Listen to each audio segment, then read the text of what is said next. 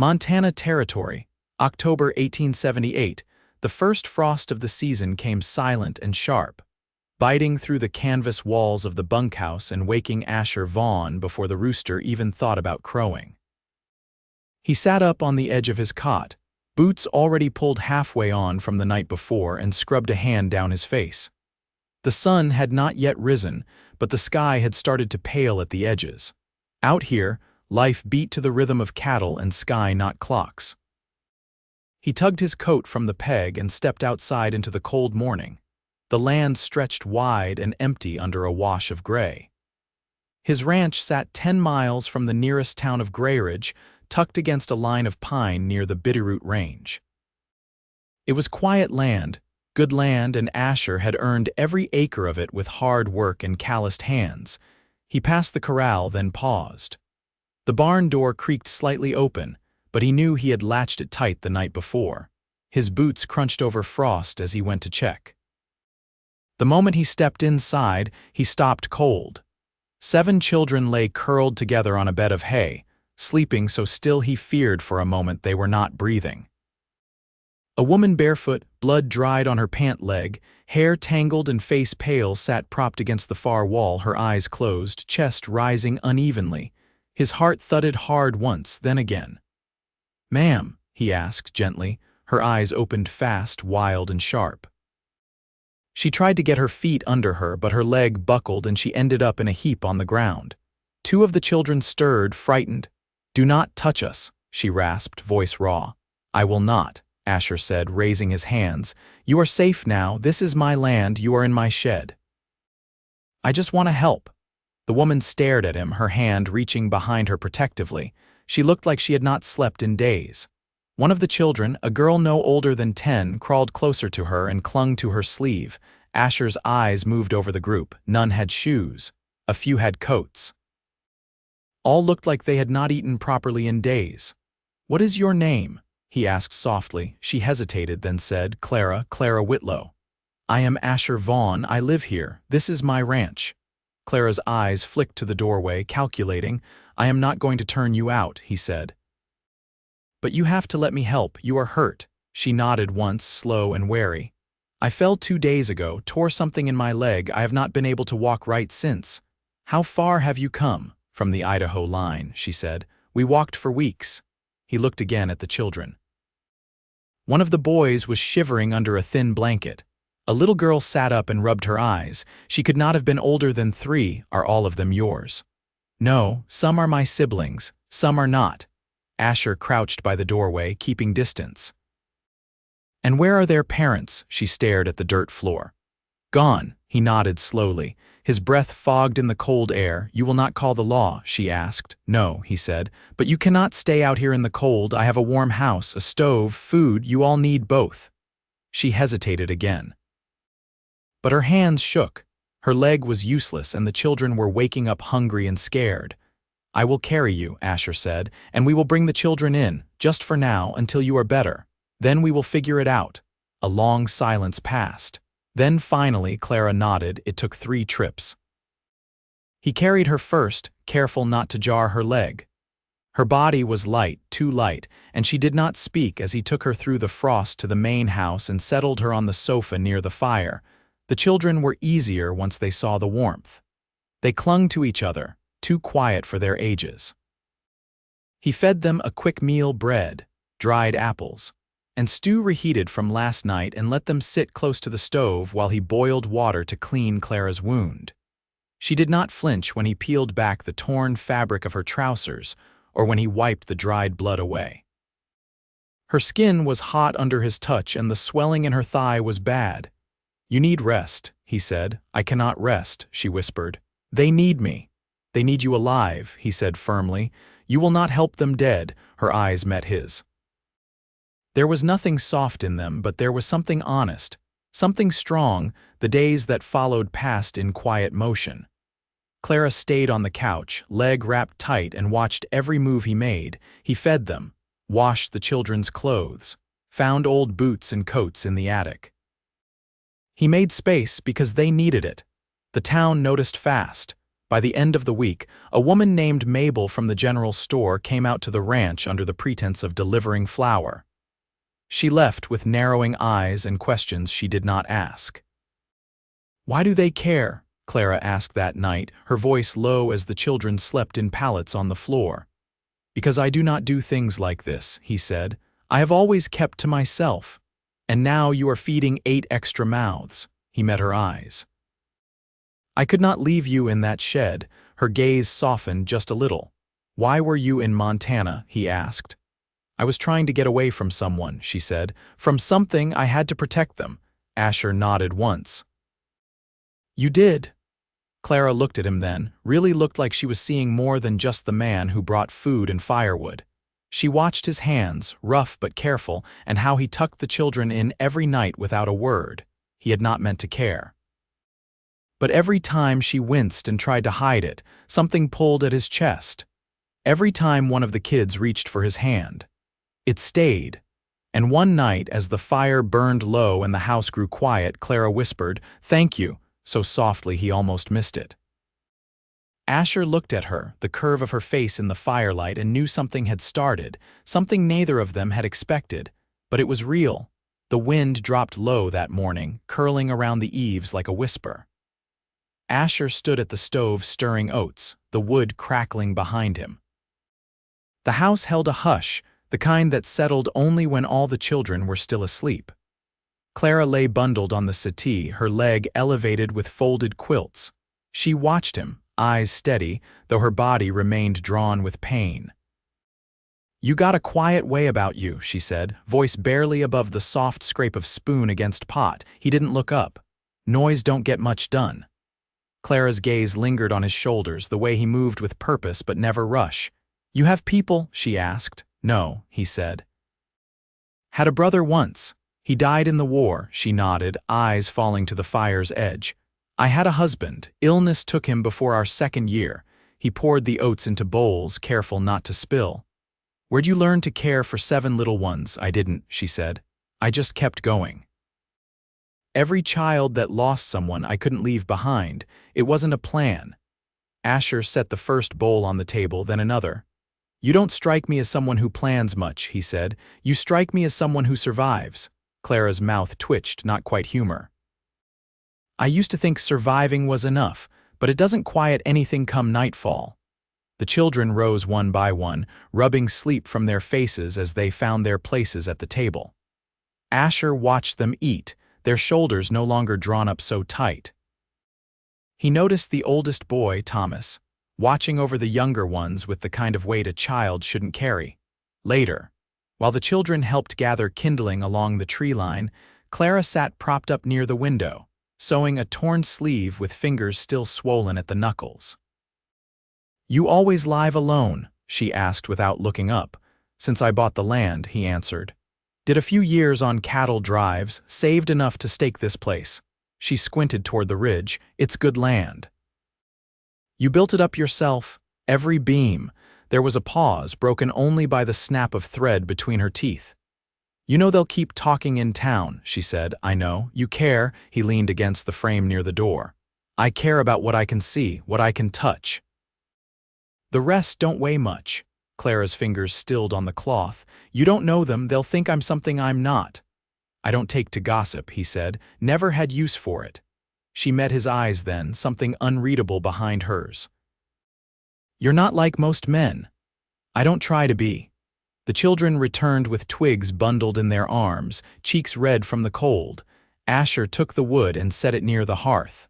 The smallest boy reached up to touch the brim of Asher's hat before darting back behind Clara's skirts. She steadied him with a hand, her eyes still on Asher. That night, after the dishes were done and the children tucked beneath quilts, Clara pulled the blanket closer around her shoulders. He sat across from her, sharpening a blade slow and careful. "You're letting us stay longer than I expected," she said. "You thought I'd send you out. I thought you'd do what most would, give food, maybe a ride to town, but not this." He set the knife down and met her eyes across the dim room. "You're not a burden, you're a person. And you needed a place." She studied him for a long moment, then looked toward the dark window. "It's been a long time since I've been treated like I matter." You do. The words settled between them, quiet but solid. Clara didn't speak again after that. But when he rose to add another log to the fire, she watched him as if something had shifted not just in the room but in her. And when he turned back, he saw it too. Snow came early that year. Not heavy, just a fine sifting across the hills, enough to turn the earth pale and make every bootstep crunch. Asher hitched the wagon at dawn and rode out toward the tree line, needing more wood before the freeze deepened. He left Thomas at the house with Clara, who had taken to watching the boy closely when Asher rode out. She never said anything, but the way she passed him tasks mending, sorting dried beans, reading to the younger ones showed she was testing the stretch of his shoulders, the steadiness of his hands. When Asher returned near midday, cheeks raw from the cold, he found the children outside. Clara had them gathering pine cones in a slow line across the yard, the kind of chore that kept small hands busy and hearts calm. She sat on the porch wrapped in a shawl, her injured leg propped on a stool, a tin pail beside her already half filled with the fragrant brown cones. "Teaching them to work?" Asher asked as he stepped down from the wagon. "They need to feel useful," she said, not looking up. "Idle hands get restless." He nodded and began unloading the wood. Thomas ran to help without being asked. Later, while the younger ones napped and the others thumbed through a battered almanac near the hearth, Clara moved slow toward the kitchen, leaning on the wall. Asher was slicing dried venison, eyes on the blade. "I can help," she said. "I can sit. I just need something to do," he gestured to the chair. "There's turnips need peeling."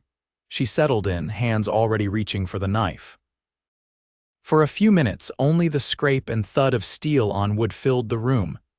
"You ever been married?" she asked, voice low. "No, not even once, no time for it," he said. "Didn't think I had much to offer anyone." Clara peeled another turnip, fingers steady now. "You have a house, a trade, land, that's more than most." He looked at her then. "Those aren't the things that matter most to some women." She didn't answer right away. When she did, her voice had dropped further. "I knew a man once, back in Salmon. He had a kind face, but he liked to remind me how lucky I was to have him." Asher's grip on the knife paused. "Where is he now?" "Gone," she said. "By my choosing." He didn't press, and she didn't explain. The warmth of the stove filled the silence between them. "I don't want to be dependent," she said after a while. "You've been kind, but I know how people talk." "Let them," he said. "You didn't ask for this, and it's not charity, it's just decency." She turned toward him, the firelight catching the curve of her cheek. "It's more than that. You've given us a life we didn't expect." Asher set the blade down and wiped his hands. "You plan to stay long?" Her eyes flicked to the window, where the snow was starting again, thin and steady. "We go, we risk the children freezing. We stay, we risk being seen as squatters." "You're not squatters," he said. "You're guests." Clara studied him. "You'd really have us stay as long as you need." She didn't break her gaze. "Even if it's not temporary?" He stepped toward her then, slow but sure, and rested his hand lightly on the back of her chair. "This house was meant to be filled. I just didn't know it until now." Clara didn't smile.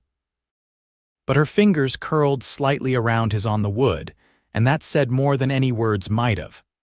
That night, when the wind howled against the windows and the youngest girl whimpered in her sleep, Clara shifted to the floor beside her, stroking the child's hair until she settled. Asher watched from the doorway, the light from the fire catching in his eyes. Something had changed in her. Not just the pain easing from her leg, but the way her shoulders no longer bore the same bracing tension. She wasn't just surviving anymore. She was beginning to allow the shape of comfort to form around her. And Asher, who had spent years in silence, found himself listening for her voice even when she wasn't speaking. The next morning broke beneath a pale stretch of sky, the kind that promised more snow by dusk. Asher hitched the team early, not for supply or wood, but for the schoolhouse down in Grayridge. Clara lingered near the porch, her shawl drawn tight, watching as he adjusted the harness. "You sure about this?" she asked. "They can't fall behind," he said. "Winter's too long for idling." They're not used to being around other children. They'll learn. Clara looked toward the doorway, where the children stood bundled in layers she'd mended herself. The girls clutched each other's gloves, the boys stood with their shoulders squared like they expected trouble. Clara stepped down carefully, her limp still pronounced, but steadier than it had been in weeks. She reached for Asher's arm without asking. He steadied her gently. "I'll ride along," she said, "just to see them through the door." He hesitated only a moment. "All right." She sat beside him on the buckboard, hands folded tight in her lap, breath clouding in the air. They passed the frozen creek and the Miller place, where smoke curled from the chimney but no one waved. Clara didn't look at the houses. She kept her gaze fixed ahead, jaw set. "You ever think about leaving here?" she asked quietly. "I did once," he said. "Thought about Texas. But I kept finding reasons to stay." "Like what?" He glanced at her. "The quiet, the space, the way it doesn't ask more than you're willing to give," she nodded, turning that over in her mind. "Back in Salmon, I used to dream about places like this."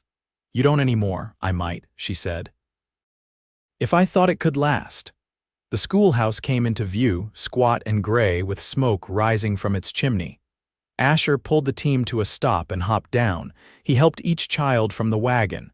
Clara stepped down last, her hand still on his sleeve even after her feet touched the ground.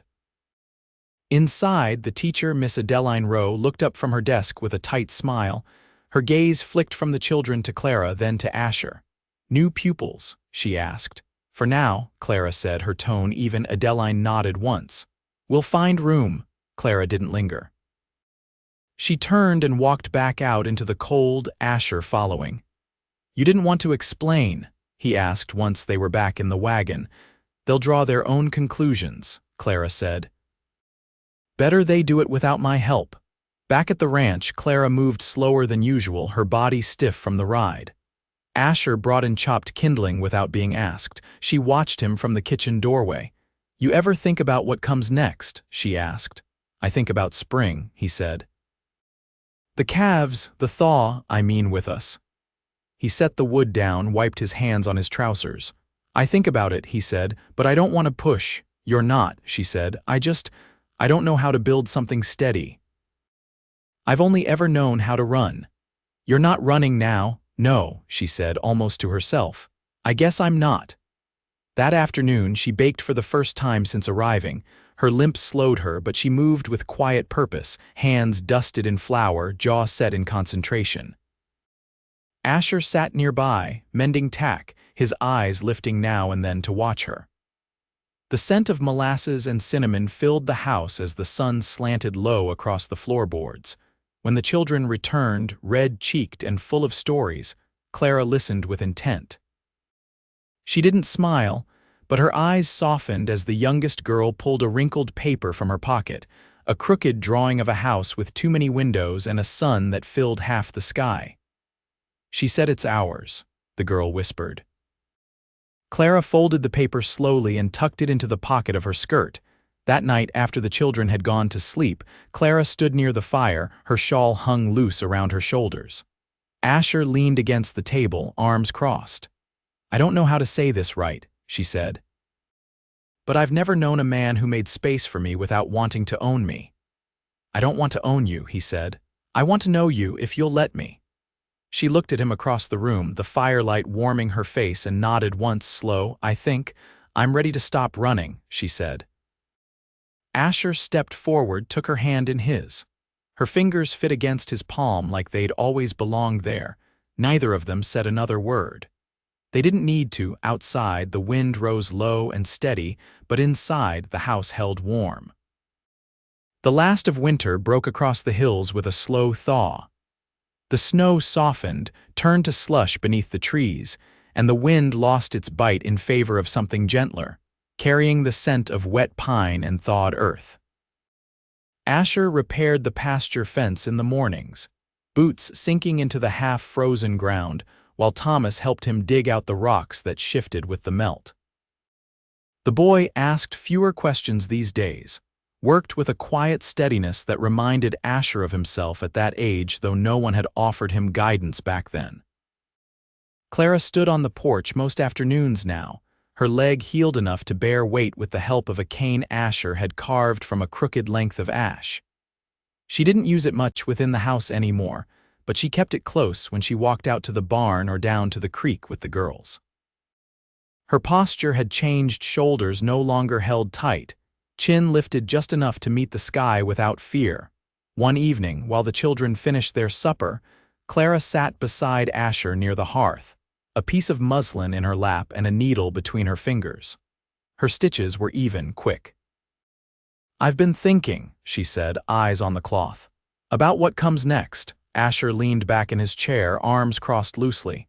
"What kind of thinking?" "The kind that weighs staying against leaving." He didn't move, didn't speak, just waited. "I could take the children to Helena," she said.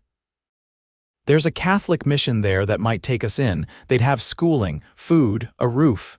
You want to go?" She looked up then. "No," the fire cracked between them. "But I don't want to keep taking from you," she said. "You're not." "Asher, I mean it," he said. "You've made this place more than it was. The children too. It's not a burden, it's a life." Her throat moved as she swallowed. "I don't want to be beholden." "You're not beholden," he said. "You belong." Her fingers tightened slightly on the muslin. "I haven't belonged anywhere since I was 15. "You do now," he said. "If you want to." She set the cloth aside, folded her hands in her lap. "I want to, but I need to stand on my own feet too." "I won't stop you from doing that," he said. "I'll stand beside you." "That's all." She looked at him for a long moment, then reached for his hand without hesitation. "Then let's build something, together." They married in the clearing behind the barn, where the pine trees opened to sky and the soil was soft enough for wildflowers to push through.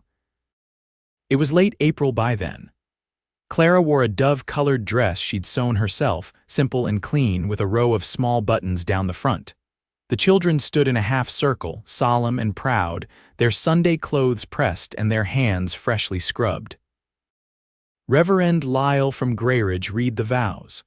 He didn't ask questions and didn't remark on the past, just watched them with clear eyes and a quiet nod when Clara said yes without pause, and Asher answered with the same. Afterward, the children ran among the trees, laughing in bursts that echoed off the trunks. Clara and Asher stood off to the side, hands linked, watching them. "They're not afraid anymore," she said. "No," he agreed. "Neither are you." She turned to him, her face lit from within. "That's because of you," he shook his head. "It's because of us." That evening they shared supper at the long table, roast chicken, beans, and a pie Clara had baked with the last of the canned cherries. The house felt full in a way that had nothing to do with sound. After the children went to bed, Clara stood at the window staring out at the dark hills. "I used to think love was something you had to earn," she said softly. "Something you had to prove you were good enough for." Asher stepped behind her, slid his arms around her waist. "You don't have to prove anything," he said. "Not to me." She leaned into him, her body warm against his. "All I want is to make this a home, a place where no one has to run." "You already have," he said. "We both have." She turned in his arms, looked up at him, and kissed him slow and sure. It wasn't rushed or stolen. It was honest and deep, with the weight of everything they'd endured and the quiet joy of what they'd found. Spring came in full, and with it, new routines. Clara taught the younger children their letters in the mornings, using a slate and chalk Asher brought back from town. She planted herbs along the back wall of the house, mint and thyme, and a few sprouts of sage. Asher mended fence rails and trained Thomas to handle the team with confidence. The other boys helped with feeding and learned to patch harness leather. The girls learned to sew, to bake, to carry themselves without fear. They built a life not from what had been lost, but from what they chose to keep. In the evenings, after the chores were done and the lamps lit, Asher read aloud from a worn book of ballads, his voice low as Clara leaned against his shoulder. Sometimes the children drifted off where they sat. Sometimes they stayed awake, eyes bright, listening. The land didn't change, but they had. And what they'd made would hold. Years later, folks in Grayridge would speak of the Vaughn place as a home that never turned anyone away. A place where bread was always baking, where children grew with strong hands and even stronger hearts.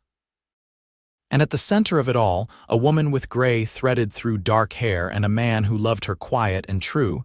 They had no need to look back. Everything they needed was here together. Always.